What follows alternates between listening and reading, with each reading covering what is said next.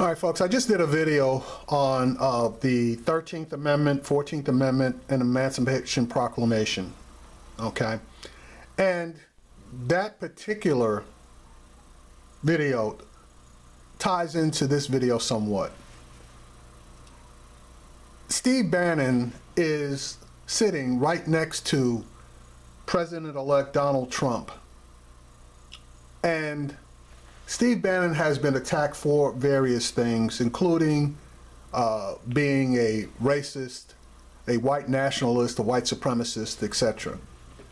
And for the most part, he's got supporters on one side that says, nah, that's not true. And he's got detractors on the other side that said, yeah, that's absolutely true.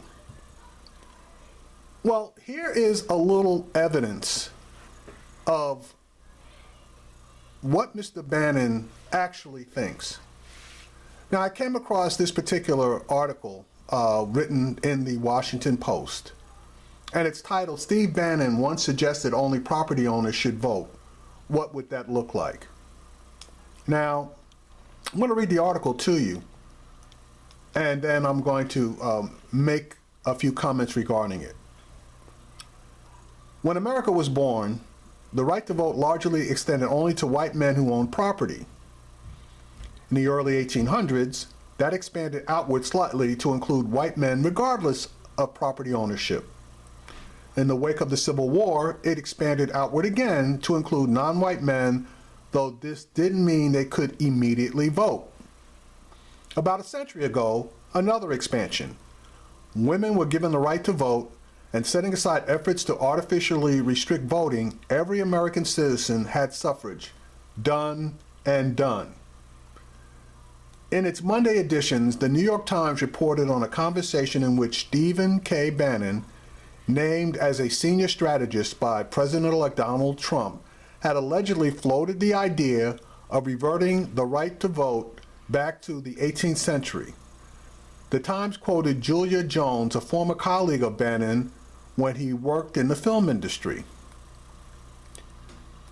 Ms. Jones, the film colleague, said that in their years working together, Mr. Bannon occasionally talked about the genetic superiority of some people and once mused about the desirability of limiting the vote to property owners. I said, that would exclude a lot of African Americans, Ms. Jones recalled. He said, maybe that's not such a bad thing. I said, but what about Wendy, referring to Mr. Bannon's executive assistant? He said, she's different, she's family. This is not something that should be considered a current policy proposal from Bannon, or for that matter from Donald Trump. But it raises an interesting question. What would happen if the franchise were extended only to those who own property? Data from the Census Bureau indicates that there's a correlation between the rate of ownership in the country and the results of the 2016 election. It's somewhat loose correlation, but as a general rule, counties where more people own property are also counties that were more likely to back Trump.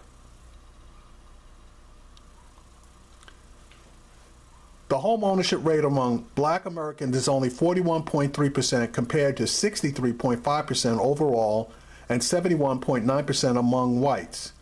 Younger Americans are also far less likely to own homes than older ones. Those two groups were also likely to prefer Trump, according to exit polls. Whites supported Trump by a 21-point margin. Those 45 and older backed him by 9 points. More broadly, it's the case that Republicans are more likely to own homes, according to data from the General Social Survey.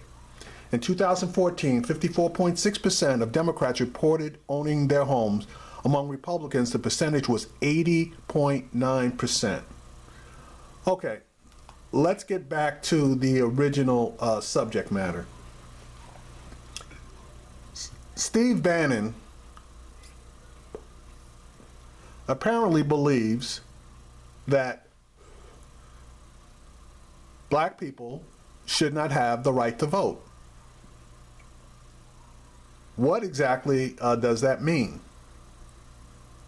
Well, if you don't have the right to vote, that means that you are subject to taxation, without representation. Wait a minute. Didn't they fight a war back in 1776 specifically because of that notion? Yeah. Didn't they issue and ratify the 14th Amendment, making all people born in this country, and specifically black people, even if they weren't born in this country because they were former slaves, citizens? So what Mr. Bannon is proposing is that we remove citizenship from all people who are not property owners, with a large percentage being blacks and other minorities. Does that sound a little radical to you? Because it damn sure sounds radical to me. Now, I guess you would say one of the fortunate because I own property. But there is another story out there regarding Mr. Donald Trump.